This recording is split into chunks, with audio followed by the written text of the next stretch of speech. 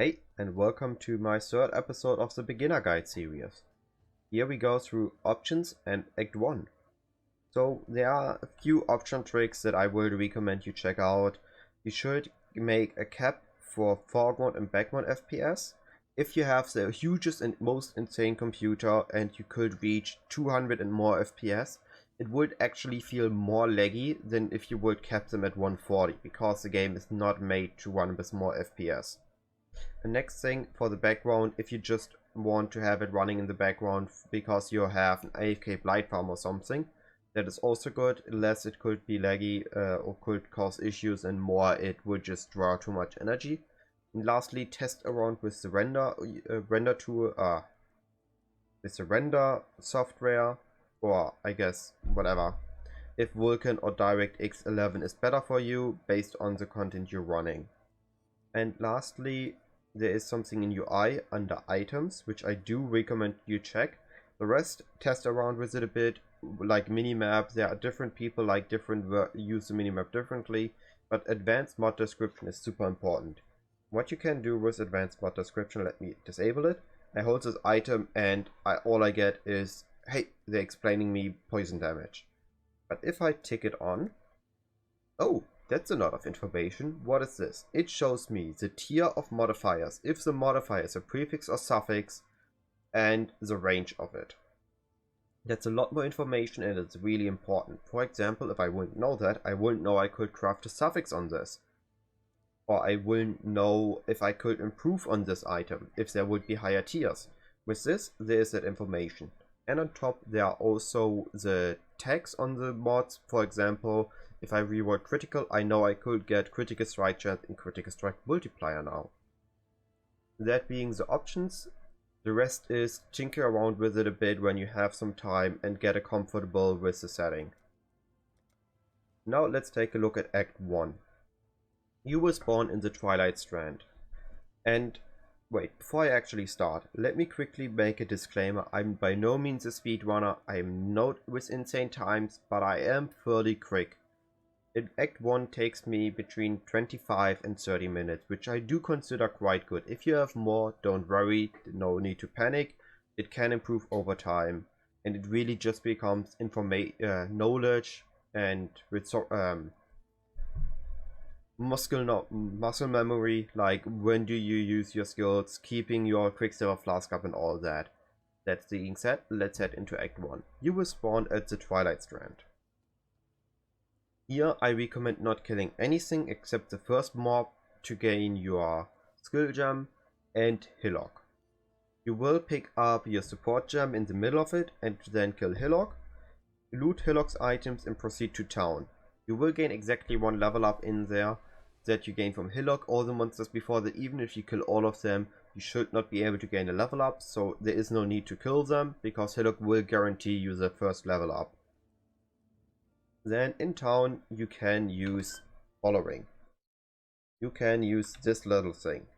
This is a vendor search that looks for blue blue blue, blue blue green, blue green blue, blue green blue blue links for the runner boots. In my case, I don't have any. I can check on Nessa again.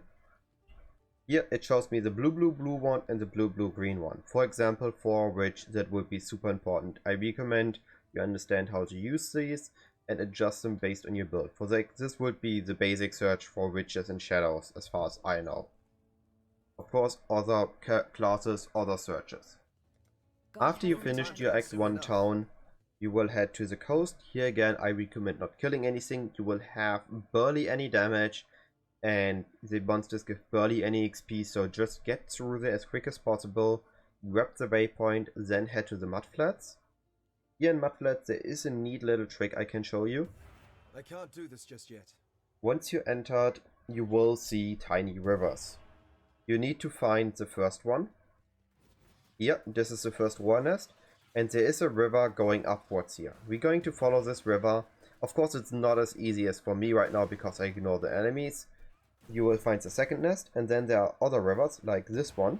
So we follow the third river, and then we find the last war nest. And then we just head up on our screen. Once we hit the wall, we turn left. And once we finally find this entry, you will see the exclamation mark, you find this thing, and you can leave. The reason why it was discovered for me right now was I already run that. I may have accidentally recorded without having sound enabled. Okay, now that you finished you went to the submerged passage, you will head to the tidal island. You take the waypoint to the coast, go into the tidal island. In tidal island, I recommend sticking to the left or the downs path. This one should be a tiny bit quicker than the other one. Kill the ice guy, get to town, get your quicksilver, get your skill gems, and teleport back in submerged. Here in the submerged, we are looking for the bridge. At the bridge, we want to leave a portal. I'm going to walk up to it again. Again, I already walked there on my first recording that failed. On the bridge, you leave a waypoint, and then you continue to the lower prison. If you are a slow and beginner player, I would only recommend you go up to the ledge. With the ledge, you will, because of the timing with zone resets, if you're slower, go to the ledge waypoint, teleport back to town, take your portal and do the flooded depths. Go back to town, gain your skill point and continue. If you are fast enough, go up to the prison, the lower prison, and repeat and do the exact same thing. Go to town, take your portal, do the flooded depths, and go back to town, get your skill gems, get your support, get your passive point, and continue. You will then do, and the prison is also a trial. This will be your first one. You should do all the trials. It should always be somewhere on the top side, except some specific layouts. You will defeat the warden, and you will continue your act. Now, lastly, there is a trick in the ship graveyard. At first you will find the waypoint, you're looking for this book, it will be around the waypoint somewhere, and next to the book there will be fur graves. Then you just head to the top left corner of your screen. On most layouts, a few layouts that are a bit different, I hope you don't find those because those are more annoying. And you just hold really the wall or coastline. And eventually you should find the ship graveyard cave. You're going to get through that, get the all flame, and then you're going to head for the K1 of Rest. This will unlock your level 12 gems. With the level 12 gems, you can head to town if you're already level 12, but usually you're not. You're going to finish the ship graveyard, you're going to kill fur graves. After you killed him, you're going to go to town, you're going to get your skill gems, passive points, finish Act 1 for now. And you will go kill the merveil. I was about to say Maven, but no, she's not done yet. Not to be killable yet. So you kill Merveil.